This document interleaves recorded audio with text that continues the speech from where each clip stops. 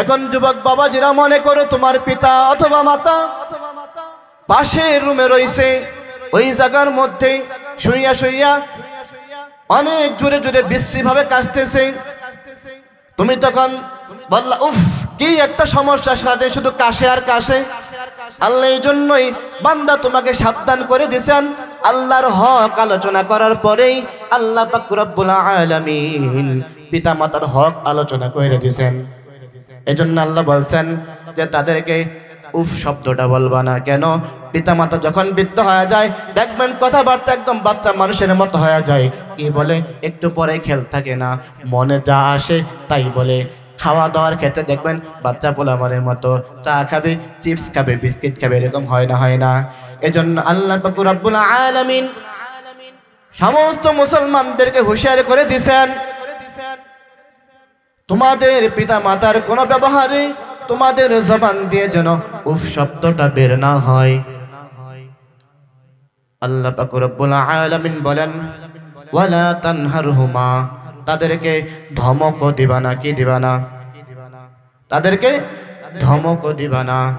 এই নবীর উম্মতের দল, ঠান্ডা মাথায় একটু আমাকে উত্তর দেন তো, যেই মা বাবার কোনো ব্যবহারের কারণে, কোনো কথার কারণে যদি মা বাবার উপরে, মুখের উপরে বা আড়ালে উফ শব্দ না বলা যায়, সেই মা বাবাকে কি ধমক দেওয়া যাবে নি?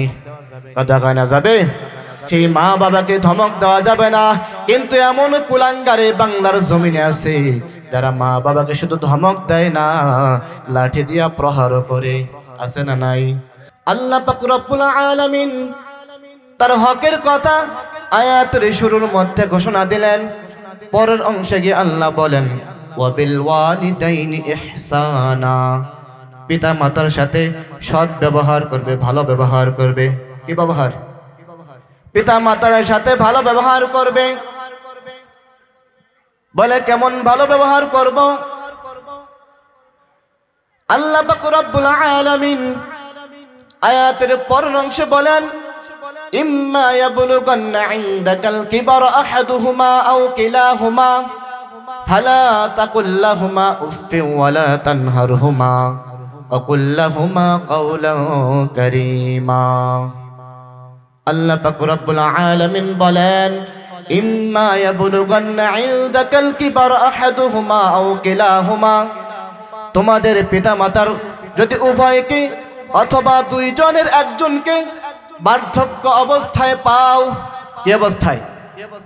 কথা কেনা? কি অবস্থায়? বার্ধক্য অবস্থায়। মাফ চেনে আগেই বলতেছি, বাংলায় বলি বার্ধক্য মানে হলো গ্রাম বাংলা যেটাকে বলে বুড়া আর বুড়ি। কেউ রাগ করেন না দেখে। গ্রাম বাংলা যেটাকে বলে বুড়া আর বুড়ি।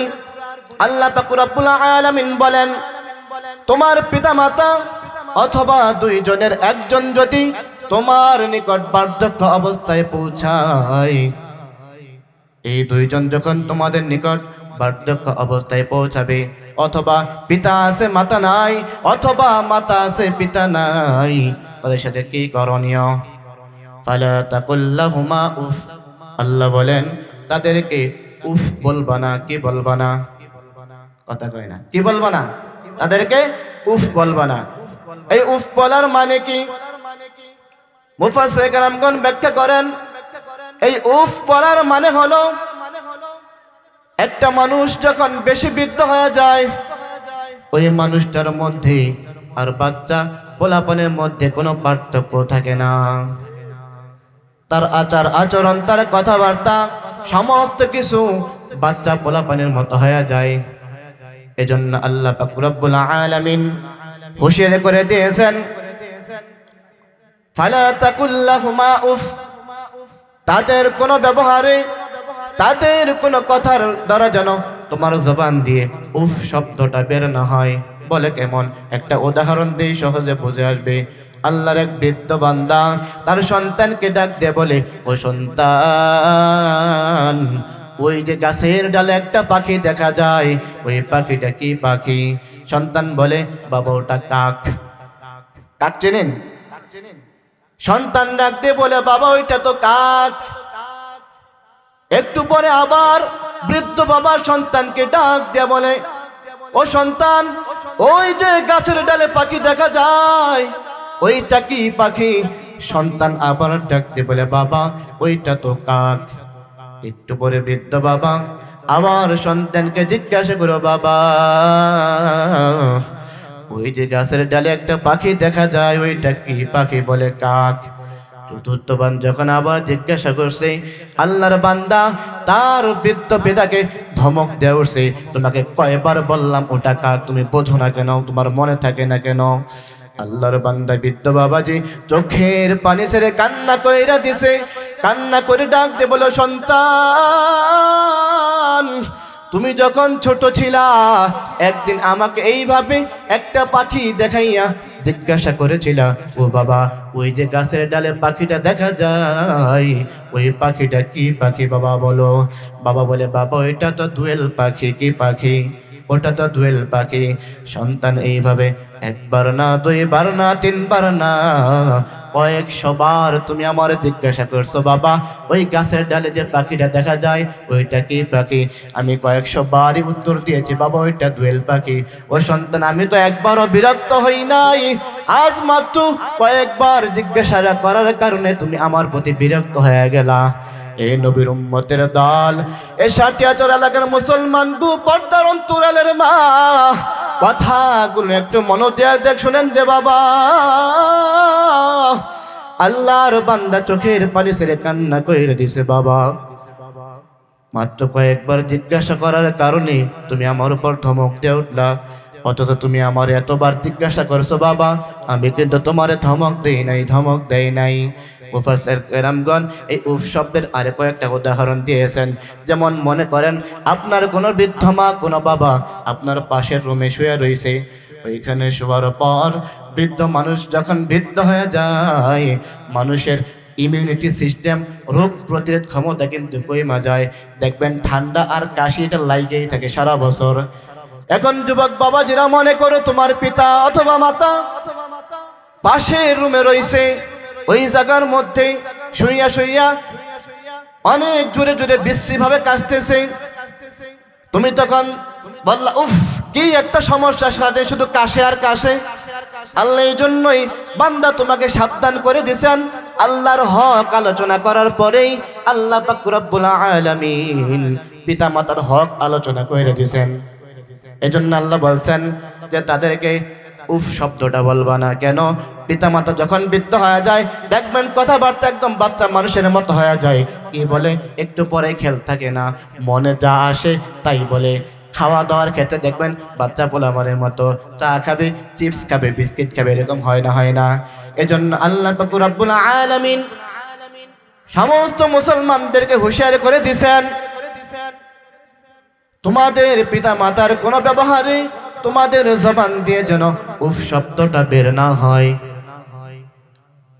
আল্লাহ পাক রব্বুল আলামিন বলেন, ওয়ালা তানহারহুমা, তাদেরকে ধমকও দিবা না। কি দিবা না? তাদেরকে ধমকও দিবা না।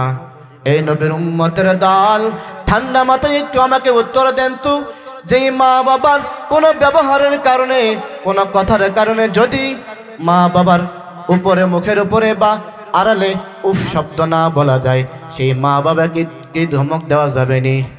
কথা কয় না যাবে? সেই মা বাবাকে ধমক দেওয়া যাবে না।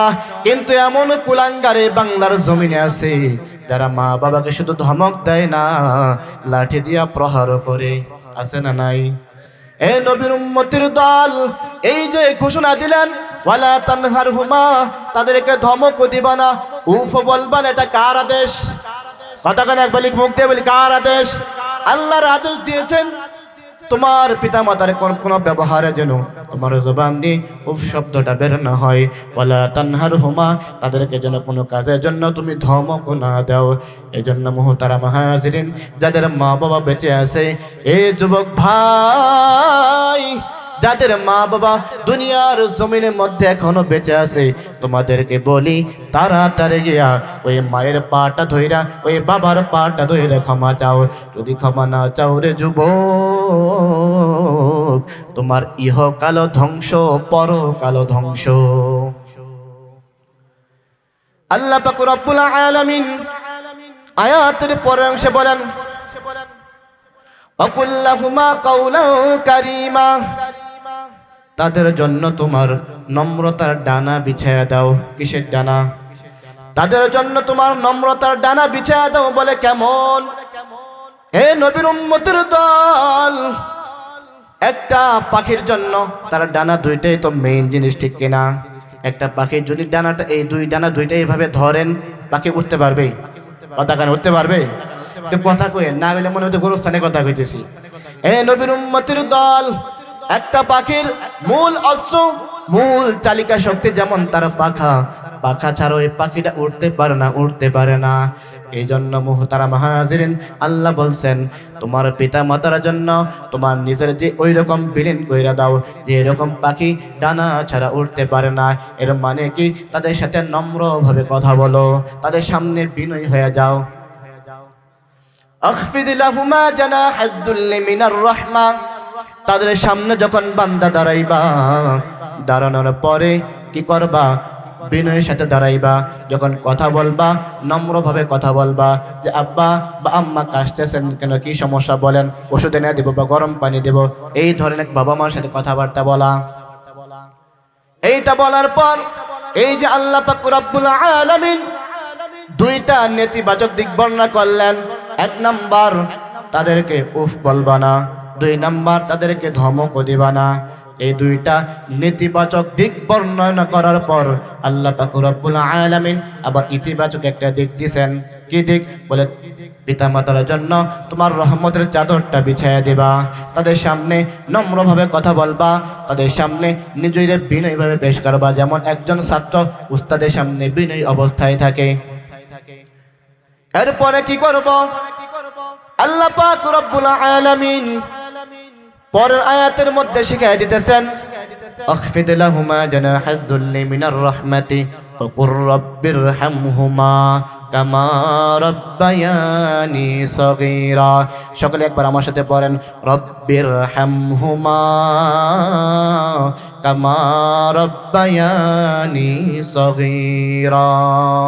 এই কাজগুলা করার পর বান্দা কি করবে? আল্লাহ পাক রব্বুল আলামিন বান্দার একটা দোয়া শিখিয়ে দিলেন, ও বান্দা, পিতা মাতার হক আমি আপনি যতই চাই না কেন, আমার যেইভাবে দুনিয়ায় আনছে, যেইভাবে লালন পালন করেছে, সারা জিন্দিগি যদি মা বাবার পিছনে সময় লাগাইয়া দেই, মা বাবার হক কিন্তু পরিশোধ করা সম্ভব না। এজন্য আল্লাহ বলেন, ও বান্দা, তুমি তোমার পিতা মাতার হক তো 16 আনা আদায় করতে পারবা না। এই জন্য আমি আল্লাহর কাছে দোয়া করো। আমি আল্লাহ তোমার দোয়া শিখিয়ে দিলাম, বলেন রব্বিরহামহুমা কামা রাব্বায়ানি সগীরা। আল্লাহ পাক রব্বুল আলামিন বলতেছেন, আকুল বলো রব্বিরহামহুমা কামা রাব্বায়ানি সগীরা। ও আল্লাহ, আমার পিতা মাতার উপর তুমি রহম করো। বলে কেমন রহম করবে? বলে আমার পিতা মাতা ছোটবেলায় আমার যেইভাবে রহম করছে ওইভাবে আপনি রহম করেন। সুবহানাল্লাহ। বলে কেমন রহম করেছেন? এই নবীর উম্মতের দল, আমরা সকলেই মায়ের কোলে বড় হয়েছি তো, কথা কয় না? হয়েছি তো।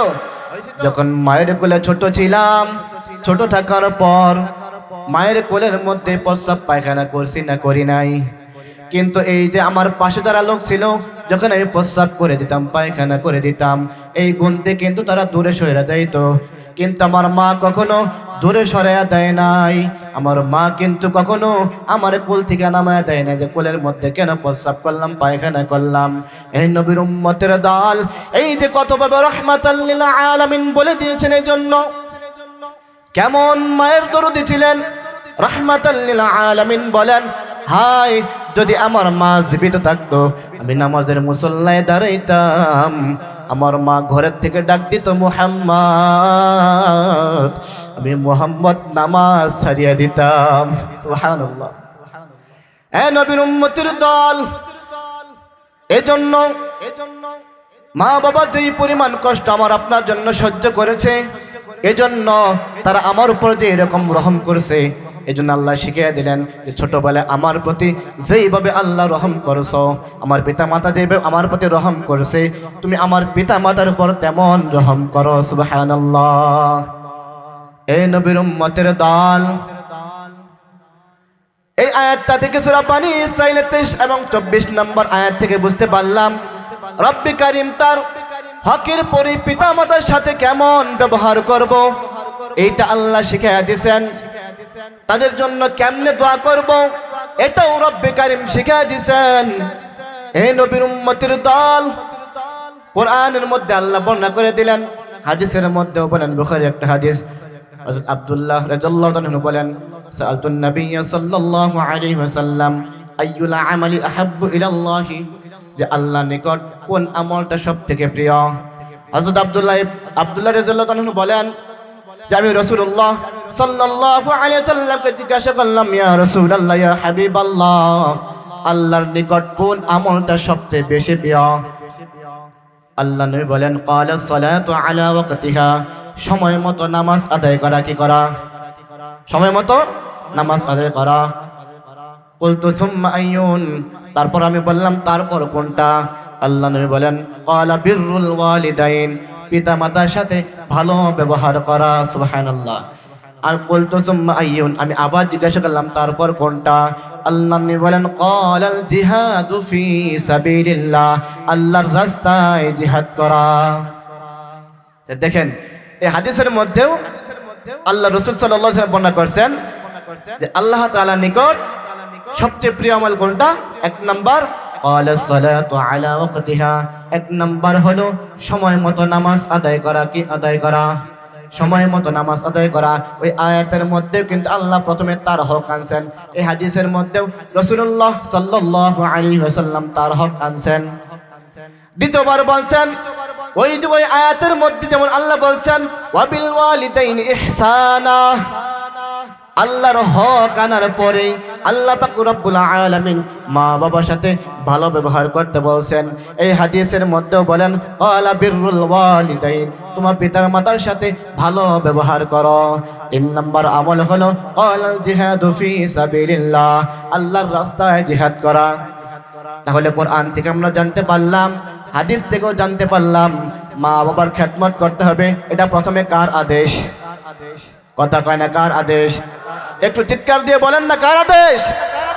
এই নবীর উম্মতের দল, এই জন্য মা বাবার সাথে ভালো ব্যবহার করা, মা বাবার সাথে সৎ ব্যবহার করা, কখনো খারাপ ব্যবহার না করা। এই নবীর উম্মতের দল, মা বাবা কত দামি, কত দামি। যাদের মা বাবা এখন দুনিয়ায় বেঁচে নাই তারাই জানে মা বাবা কতটা দামি। আল্লাহর এক বান্দা যুবক, আমি তো আমার এলাকার মধ্যে ঈদগাহ মাঠে নামাজ পড়াই। ঈদগাহ মাঠে নামাজ পড়াইয়া, যেহেতু আমি এলাকার মসজিদের ইমাম খতিব এবং ঈদগাহর খতিব, আল্লাহর এক বান্দা যুবককে দেখি ঈদের দিন বাড়িতে কান্না করতেছে। ডাক দিয়ে বললাম, ও যুবক ভাই, কেন কান্না করো, কেন কান্না করো? ডাক দিয়ে বলে, হুজুর, গত বছর আমার মা জীবিত ছিল। আমি ঈদগাহ মাঠে আসার আগে, ঈদুল ফিতরে ঈদগাহ আসার আগে আমার মা মিষ্টি করে সেমাই রান্না করে দিয়েছিল। আমি সেমাই রান্না করে খাইয়া ঈদগাহ মাঠে আইসা আবার নামাজটা পড়ে বাড়িতে গেছি। আজকে ওই বাড়ি আমার ঠিকই আছে, ঠিকই আছে, কিন্তু আমার মা দুনিয়ায় জমিনের মধ্যে নাই। আল্লাহর বান্দা এই কথা বইলা বড় স্থানের মধ্যে যাইয়া দুটো হাত তুলে হাউমাউ করে কান্না করতেছে মার জন্য। এই নবীর উম্মতের দল, এই জন্য যদি মা বাবা বেঁচে থাকে, মা বাবার দোয়া নাও, দোয়া নাও। হাদিসের মধ্যে আসছে আল্লাহ নবী সাল্লাল্লাহু আলাইহি ওয়াসাল্লাম একবার মিম্বরের মধ্যে উঠলেন, ওঠার পর বললেন আমিন। দ্বিতীয় সিঁড়িতে পা রাখলেন, বললেন আমিন।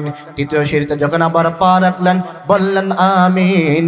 সাহাবায়ে কেরাম আশ্চর্য হয়ে গেছে, আল্লাহ রাসূল তো কখনো মিম্বরে ওঠার সময় আমিন আমিন বলেন না, আজকে কেন আমিন আমিন বললেন? সাহাবায়ে কেরাম প্রশ্ন করলেন, ইয়া রাসূলুল্লাহ, ইয়া হাবিবাল্লাহ, আপনি তো কোনোদিন মিম্বরে ওঠার সময় আমিন আমিন বলেন না, আজকে কেন 3 বার আমিন বললেন?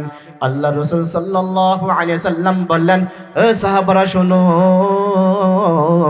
আমি যখন প্রথম সিঁড়ির মধ্যে পা রাখলাম, জিব্রাইল আমার কাছে আসলো, আয়েশা আমার কানে কানে বলল, ইয়া রাসূলুল্লাহ, ইয়া হাবিবাল্লাহ, ধ্বংস হোক ওই ব্যক্তি যে রমজান মাস পাইয়া নিজের গুনাহ মাফ করতে পারল না।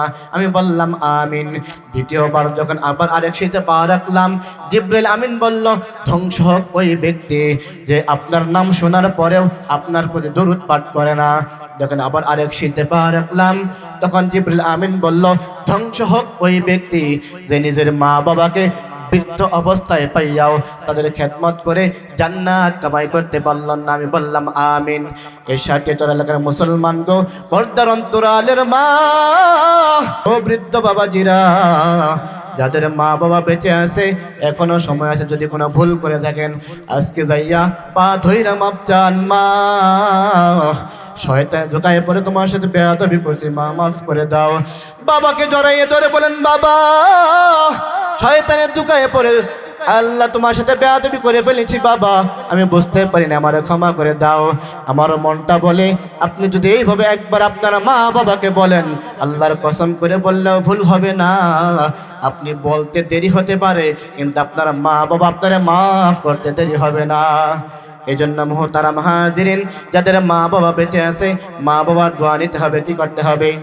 মা বাবার দোয়া নিতে হবে। বুখারীর একটা ঘটনা বলি, আল্লাহর নবীর জামানায় একজন বান্দা ছিল, ওয়াইস করণী। নাম কি? সকলের নামটা শুনছেন না? আল্লাহর বান্দা ওয়াইস করণী নবীর যুগে নবীর চিঠি লেখা পাঠাইলেন, ইয়া রাসূলুল্লাহ, ইয়া হাবিবাল্লাহ, আমি তো আপনার দরবারে আসতে চাই, আপনারা দেখে নিজে ধন্য হইতে চাই, কিন্তু আমার বাড়িতে একটা বৃদ্ধা মা আছে, তাকে দেখাশোনা করার মতো কেউ নাই, আমাকে দেখাশোনা করতে হয়। এখন আপনি আমাকে কি বলেন, আমি কি আপনার এখানে যাব নাকি মায়ের খেদমত করব? রহমাতাল লিল আলামিন চিঠির জবাবে লিখে দিলেন, ও ওয়াইস, আমার এখানে আসার দরকার নাই, তুমি ওইখানেই তোমার মায়ের খেদমতে থাকো। আল্লাহ রাসূল সাল্লাল্লাহু আলাইহি সাল্লামের অর্ডার মতে ওয়াইস করণী, দেখেন কেমন আল্লাহ কলিজা দিয়েছেন। নবীজিরে যদি একবার ঈমান থাকা অবস্থায় দেখতো, তার পদবী হইতো সাহাবী। কি হইতো? কথা কয় না, পদবী কি হইতো? পদবী হইতো সাহাবী। এই নবীর উম্মতের দল, এই ৬০ এলাকার মুসলমান গো, পর্দার অন্তরালের মা, সাহাবী কাকে বলে জানো? সাহাবীর মর্যাদা এমন, যেই বান্দা আমার মায়ের নবীকে ঈমান থাকা অবস্থায় একবার দেখছে, একবার জিন্দেগিতে আর কখনো মোলাকাত হয় নাই, এই বান্দা কেমন দামি। বলে সাহাবাদের পরের যুগে যত বড় বড় ওলি আউলিয়া কেরাম আছে, হাজার হাজার আব্দুল কাদের জিলানী করলেও একজন এইরকম একজন সাহাবীর সমান হবে না, যে নবীর ঈমান থাকা অবস্থায় একবার দেখছে। বলেন না সুবহানাল্লাহ। এমন সাহাবীর মর্যাদা থেকে কিসের জন্য বঞ্চিত হইলেন? মা বাবার খেদমতের জন্য। আল্লাহর রাসূল অর্ডার দিলেন, ও ওয়াইস, তোমার এখানে আসার দরকার নাই, তুমি তোমার মায়ের খেদমত করো। আল্লাহ নবীর অর্ডার মতে ওয়াইস করণী কি করলেন? মায়ের খেদমত করলেন।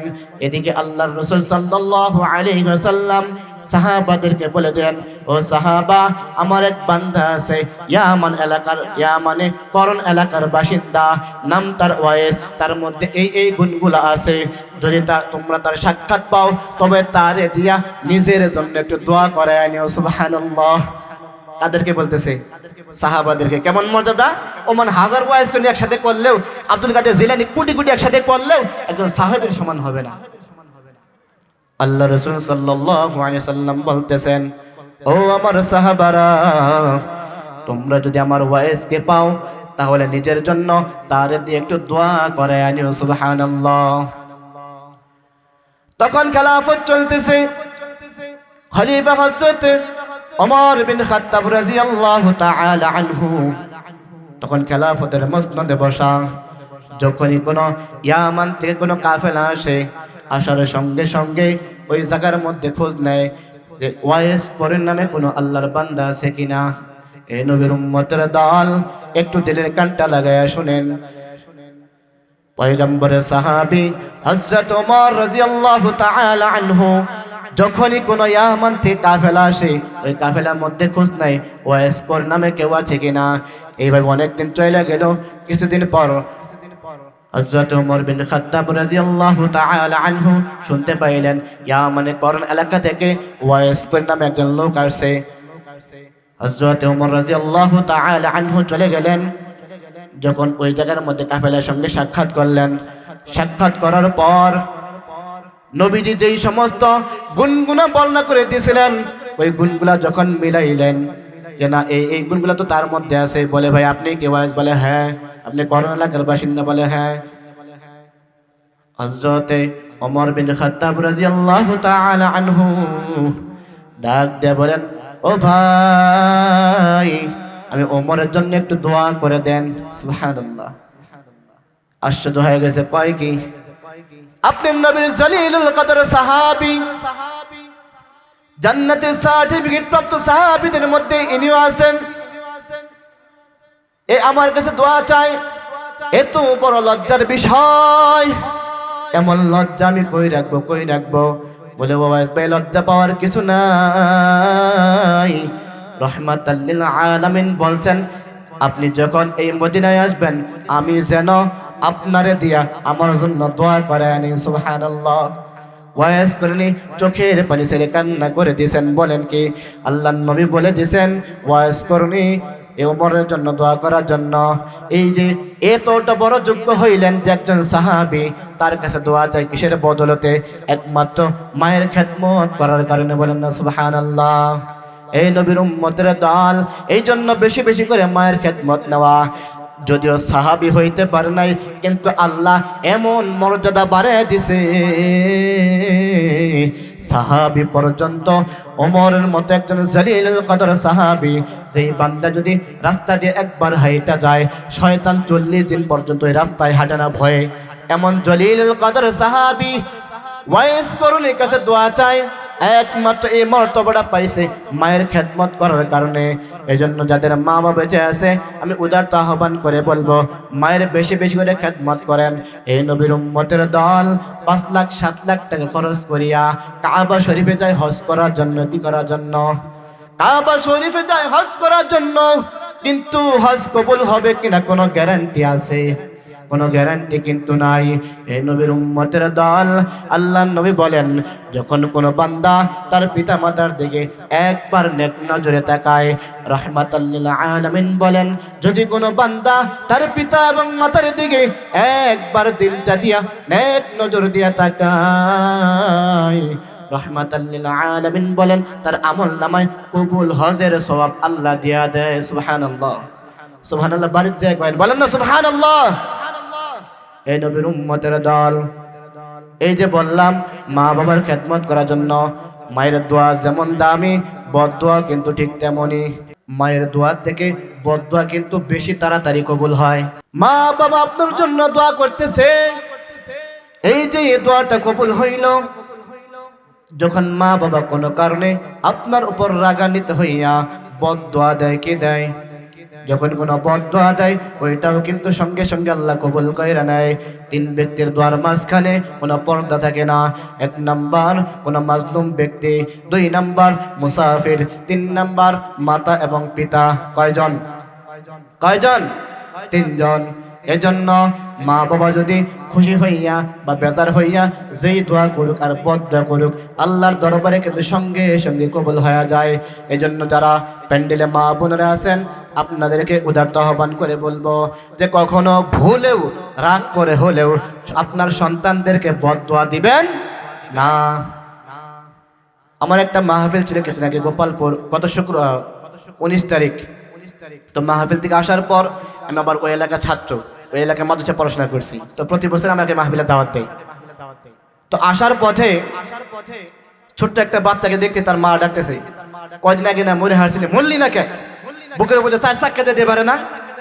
এই যে আমাদের মা বোন এই সমস্ত কথা বলে না, একটু রাগ উঠলেই সন্তানদের তো কয়, মাঝে মাঝে জামাইয়ের সহ কয় বুকের উপর 4 চাক্কা যেতে পারে না, তুই মরি নাকি, ঠাড়া করে মরস নাকি, এদের কথা বলে না। ও মা বোনেরা, আপনি ভালো করে বলেন আর রাগ করে বলেন, সন্তানকে কখনো এই ধরনের বদদোয়া দেবেন না। কেন? নেক দোয়া থেকে বদদোয়া আল্লাহ তাড়াতাড়ি কবুল হয়ে যায়। এজন্য যদি বদদোয়া দিতে হয় ভালো দোয়া দেবেন না। আল্লাহ যদি রাগ হয় আমার সন্তানকে কাবার ইমাম বানায় দাও, যোগশ্রেষ্ঠ আলেম বানায় দাও, এরকম বদদোয়া দিবেন। তা না করে কি করে যে বুকের উপর 4 চাক্কা যাবো, ঠাড়া বইরা মরবো, এই সমস্ত বদদোয়া দিবেন না। এজন্য বলতেছিলাম মায়ের দোয়া যেমন দামি, বদদোয়াটাও ঠিক তেমন দামি, ঠাস করে লাগা যায়, কন্দা লাগবে টের পাবেন না।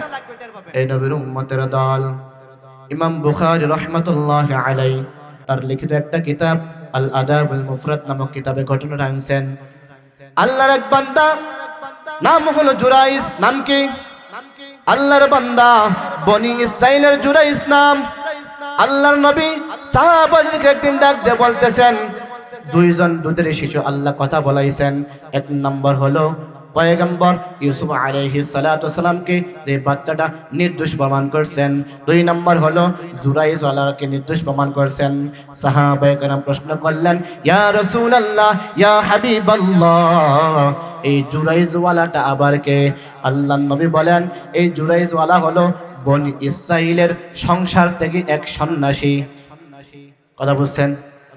এই জুরাইজ ওয়ালা হলো বনি ইসরাইলের একজন আবেদ, সারাদিন শুধু ইবাদত ইবাদত ইবাদত করে, অন্য কোনো কাজ আল্লাহর বান্দা করে না। আল্লাহর বান্দা ইবাদত করতে সমস্যা হয়, এজন্য বাড়িঘর সাইরা পাহাড়ের চূড়ায় যাইয়া একটা খানকা করছে। খানকা বুঝেন? পীরসাবরা যে জায়গার মধ্যে জিকির আজগার করে, এটাকে খানকা বলা হয়। আল্লাহর বান্দা জুরাইস ওই খানকার মধ্যে যাইয়া সারাদিন তাসবিহ তাহলিল করে আর মাওলার দরবারে দণ্ডায়মান হয়ে যায়। এই জুরাইজ ওয়ালার একজন মা ছিল, বৃদ্ধ মার কেউ ছিল না। একটা জিনিস খেয়াল করবেন, বাবার চেয়ে কিন্তু মায়ের অন্তরে সন্তানের জন্য ভালোবাসা বেশি থাকে, ঠিক না? সন্তান যদি কোনো জায়গায় যায়, বাবা ঘুমাইলেও মা ঘুমাইতে পারে না, টেনশনে ঘুমাইতে পারে না। আল্লাহর বান্দা জুরাইস ইবাদত করতে সমস্যা হয়, এই জন্য সংসার ত্যাগ করে পাহাড়ের চূড়ায় যাইয়া ওই জায়গার মধ্যে একটা খানকা তৈরি করেছে। ওই জায়গার মধ্যে আল্লাহর বান্দা ইবাদত বন্দেগী করে। এই নবীর উম্মতের দল, এদিকে জুরাইস ওয়ালার মা একদিন মনের মধ্যে প্রবল বাসনা, আমার সন্তানের সাথে একটু মোলাকাত করতে হবে, অনেকদিন হয়ে গেল আমার সন্তানের চেহারাটা আমি দেখি না। আল্লাহর বান্দে জুরাইস ওয়ালার মা পাহাড়ের পদদেশে যাইয়া ডান হাতটা কপালের উপরে এইভাবে রেখে ডাক দিয়ে বলে, জুরাইস, ও সন্তান, আমার একটু তোমার দেখা দিয়া আমার কলিজ একটু ঠান্ডা করো। আল্লাহর বান্দা জুরাইস নামাজের মধ্যে দণ্ডায়মান, কি করবে বুঝতে পারতেছে না। মায়ের ডাকে সাড়া দেবে নাকি আল্লাহ তাআলার সামনে দণ্ডায়মান থাকবে, মনের সাথে বোঝাপড়া করতেছে।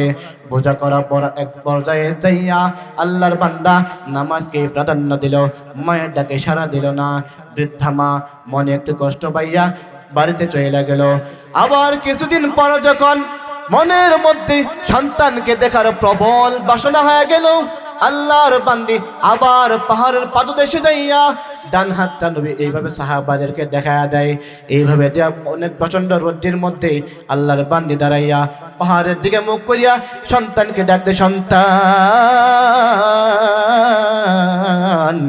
তোমার দর্শন দিয়া আমি মায়ের কলিজা একটু ঠান্ডা কইরা দাও। আল্লাহর বান্দা জুরাইজ ওয়ালা ওই দিনও নামাজের মধ্যে দণ্ডায়মান, নামাজ পড়তেছে, এখন কি করবে বুঝতে পারে না। আল্লাহর বান্দা আবার আগের মতো মনের সাথে বোঝাপড়া করতেছে যে কি করব, বুঝতে পারতেছে না কি করবে। আল্লাহর বান্দা চিন্তা করলো, মায়ের ডাকে সাড়া দিব নাকি রবের সামনে দণ্ডায়মান হয়ে যাব, রবের সাথে কথা বলবো। আল্লাহর বান্দা কি করলেন, নামাজকেই বেছে নিলেন। আজকে মা একটু কষ্ট পাইয়া আবার চলে গেল। কিছুদিন পর যখন আবার মায়ের অন্তরে সন্তানকে দেখার প্রবল আকাঙ্ক্ষা হয়ে গেল, মা জননী যাইয়া আবার পাহাড়ের পাদদেশে যাইয়া হাতটা দিয়া বলে, সন্তান, তোমার দর্শন দিয়া আমি মায়ের কলিজাটা একটু ঠান্ডা করে সন্তান। আল্লাহর বান্দা আজকে দিল খুইলা তার সন্তানকে ডাকতেছে, কিন্তু এদিকে আজকেও আল্লাহর বান্দা নামাজের মধ্যে দণ্ডায়মান, অন্য কোনো কাজ সে করে না, তাসবিহ তাহলিল আর সারাক্ষণ শুধু নামাজে মশগুল থাকে। আল্লাহর বান্দা আজকেও চিন্তা করতেছে যে কি করবে বুঝতে পারে না। আল্লাহর বান্দা চিন্তা করলো, মায়ের ডাকে সাড়া দিব নাকি রবের সামনে ডাক দিয়ে রবদের ডাক দিছেন তার ডাকে সাড়া দিব। আল্লাহর বান্দা জুরাইজ ওয়ালা আজকেও কি করলেন, আল্লাহ তাআলার নামাজকেই বেছে নিলেন। মা মনে বড় কষ্ট পাইয়া ছোট্ট একটা বদদোয়া দিয়া সন্তানকে বদদোয়া দিল, কেমন বদদুয়া। মা ডাকতে বলে, ও জুরাইজ, আল্লাহ যেন তোরে কোনো বেশ্যা নারীর মুখ না দেখাইয়া মরণ যেন না দেয়। নাউজুবিল্লাহ। এদিকে ওই পাহাড়ের পাদদেশের মধ্যে একটা রাখাল ছিল। ওই রাখাল প্রত্যেকদিন ছাগল চড়াইতো পাহাড়ের পাদদেশ দিয়া, যে জায়গার মধ্যে ঘাস ছিল ওই জায়গা দিয়া আল্লাহর বান্দা রাখাল প্রত্যেকদিন ছাগলগুলা চড়াইতো। ওই বনের মধ্যে সুন্দরী এক মহিলা ছিল, বেশ্যা মহিলা ছিল। কি মহিলা? ওই বেশ্যা মহিলা জুরাইজের অনেক নাম ডাক শুনছে, যে অনেক বড় আল্লাহওয়ালা। অনেক বড় কি? অনেক বড় আল্লাহওয়ালা। বেশ্যা মহিলা ডাক দিয়ে বলে, এই জুরাইজের ঈমান ভাঙাতো আমার কাছে 1-2 ব্যাপার। কি ব্যাপার? 1-2 ব্যাপার।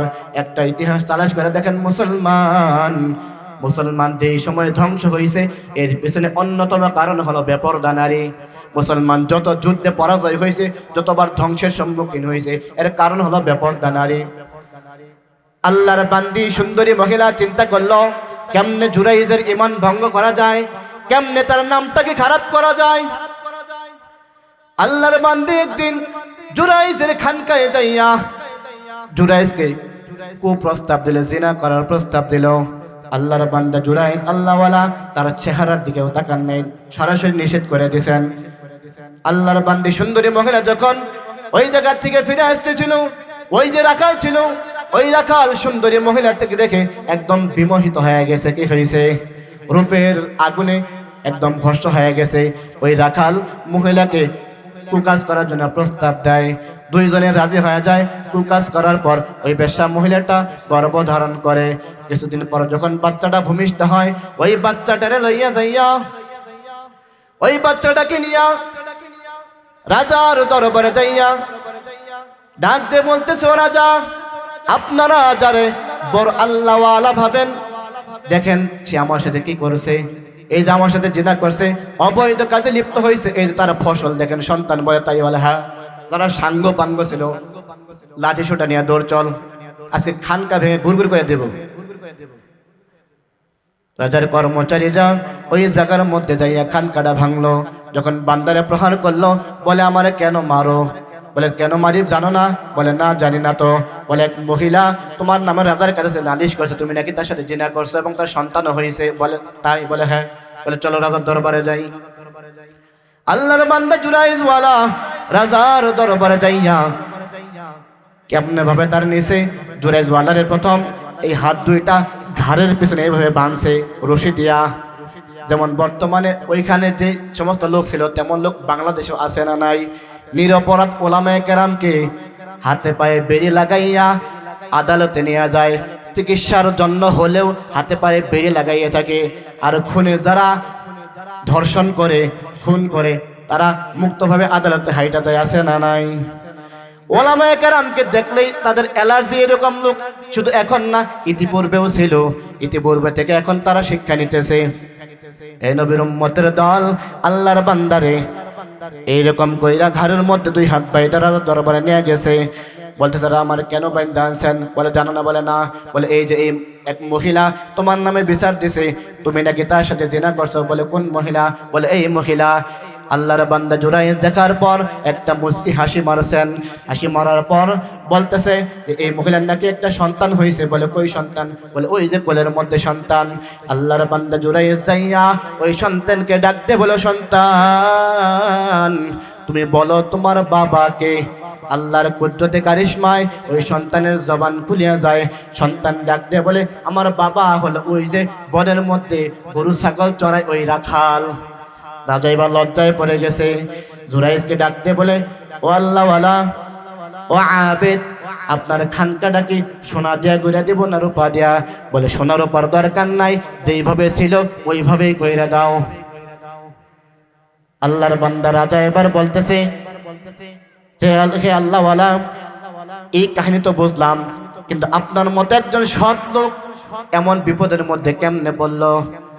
আল্লাহর বান্দা জুরাইজ সমস্ত ঘটনা খুলে বললেন যে, আমার মা তোমার এইভাবে কয়েকদিন ডাকছে, সারাত পায় নাই, আমি নামাজে মশগুল ছিলাম, এই জন্য আমার মা আমার বদদুয়া দিছে, আমার আল্লাহ যেন কোনোদিন আমি জুরাইজ রে বেশ্যা নারীর মুখ না দেখাইয়া মরণ না দেয়। আমার আল্লাহ আমার মায়ের বদদুয়া কবুল করে নিছে। এই নবীর উম্মতের দল দেখেন, আল্লাহ মায়ের দোয়া কবুল করছেন, তার জিনাকারীর মুখ দেখাইছেন, আবার নিজের বান্দারে হেফাজত করছেন ছোট্ট বাচ্চার জবান দিয়ে কথা বলাইয়া। এজন্য মুহতারাম হাজিরিন, মা বাবার বদদোয়া থেকে বেঁচে থাকতে হবে। কি করতে হবে? মা বাবার বদদোয়া থেকে বেঁচে থাকতে হবে। সময় সংক্ষেপ, এখন এই আলোচনা থেকে বুঝলাম যাদের মা বাবা বেঁচে আছে মা বাবা দিয়ে দোয়া নেব, মাফ চেয়ে নেব, কিন্তু যাদের মা বাবা বেঁচে নাই তাদের করণীয় কি? সংক্ষেপে বলে যাই, যাদের মা বাবা দুনিয়ার জমিনে জীবিত নাই তাদের জন্য 1 নম্বর করণীয় হলো আল ইস্তিগফারু লাহুমা, তাদের জন্য ইস্তিগফার করা। কি করা? কথা কয় না? মা বাবার জন্য ইস্তিগফার করা। 2 নম্বর কাজ হলো আদ-দুআ লাহুমা, তাদের জন্য বেশি বেশি করে দোয়া করা। কি করা? দোয়া করা। আমরা কি করি? হুজুরকে ভাড়া করে নিয়ে যাই, নিজে দোয়া করি না। নিজে দোয়া করবেন। যদি কোনো কিছু না পারেন এতটুকু তো বলতে পারবেন, আল্লাহ আমার বাপের মাফ করে দাও, আমার মাকে মাফ করে দাও, এতটুকু বলতে পারবেন। মেহমান এসে গেছে, সংক্ষেপ করে দেব। তো আমরা জানি মরার পরে 7টা আমল যদি কোনো বান্দা করে তার আমল নামায় সে পায়। 1 নম্বর মানা আল্লামা ইলমান, যেই বান্দা এলেম শিক্ষা করে, মানা আলিমা, যে এলেম শিক্ষা করে, ওয়া আমিলা এবং আমল করে, ওয়া আল্লামা বিযালিকা এবং অন্যের নিকট পৌঁছে দেয়। এটা কোনো দুনিয়াবি জ্ঞান না, এটা এলেম হলো কোরআন হাদিসের এলেম। এই এলেমটা যেই শিখবে এবং যেই অনুযায়ী আমল করবে এবং অন্যের নিকট পৌঁছে দিবে, ওই বান্দা মরার পরেও তারা কবরের মধ্যে আমল নামায় সব আল্লাহ পাঠিয়ে দেন। বলেন না সুবহানাল্লাহ। 2 নম্বর হলো আজরা নাহরা, এমন পানির একটা নলকূপের ব্যবস্থা করা, যে নলকূপের মাধ্যমে, যে ড্রেনের মাধ্যমে এলাকাবাসী পানি পেয়ে উপকৃত হয়। 3 নম্বর হলো হাফার বিরা, পানির কূপ স্থাপন করা বা একটা টিউবওয়েল স্থাপন করা। এমন একটা টিউবওয়েল স্থাপন করলেন যে পথের মধ্যে যখন বান্দা যায় ওই টিউবওয়েল থেকে যখন কোনো বান্দা পানি খাবে কোনো দোয়া করা লাগবে না। বান্দা যখন পানিটা পান করবে সঙ্গে সঙ্গে আল্লাহ পাক রব্বুল আলামিন আপনার আমল নামায় সওয়াব দিয়ে দিবে। 3 নম্বর গরসা নাখলা, কোনো বান্দা যদি খেজুর গাছ রোপণ করে, এটা যে কোনো গাছ হতে পারে, আপনি একটা আম গাছ লাগাইলেন, ওই গাছ থেকে যত মানুষ ছায়া নেবে, যত মানুষ আম খাবে, সব আপনার কবরে চলে যাবে। চোরে যদি চুরি করেও খায় তারপরে আপনার আমল নামায় আল্লাহ সদকা হিসেবে সওয়াব পাঠিয়ে দেবেন। বলেন না সুবহানাল্লাহ। 5 নম্বর বানা মসজিদান, যদি কেউ মসজিদ বানা দেয়, বলে কেমন? যদি কেউ একটা ইটের ব্যবস্থা করে দেয় বা মুসল্লি দাঁড়ানোর জন্য একটা কাতারের ব্যবস্থা করে দেয়, তাহলে সব কোথায় যাবে? কবরে পৌঁছে যাবে। 6 নম্বর হলো ওয়াররাসা মুসহাফা, যদি কিতাবাদের ব্যবস্থা করে দেওয়া, কোরআনের কপি আপনি ব্যবস্থা করে দিলেন যে হ্যাজখানে দেওয়ার জন্য এটা পড়বে। 7 নম্বর তারকা ওয়ালাদা, এমন সন্তান যদি বান্দা তুমি দুনিয়ার মধ্যে ছাইরা যাও, ইস্তাগফিরুল্লাহু বা'দা মাউতিহি, যে তুমি মরার পরে তোমার জন্য দোয়া করবে। এই 7টা আমল যদি কোনো বান্দা করে দুনিয়ার মধ্যে করে যেতে পারে, তাহলে সেই মরার পরেও কবরের মধ্যে শুইয়া সওয়াব পাইতে থাকবে। বলেন সুবহানাল্লাহ।